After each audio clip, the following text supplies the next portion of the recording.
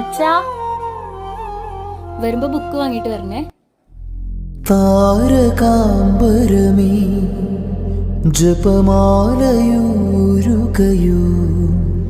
മൂകമാനസമോ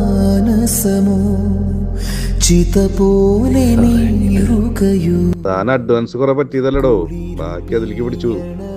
സാറേ, ഒരു 500 രൂപ വേണമായിരുന്നു, നമുക്ക് ബുക്ക് വാങ്ങാൻ. പോവാൻ നോക്കടോ, വെറുതെ മനുഷ്യനെ മെനക്കെടുത്ത.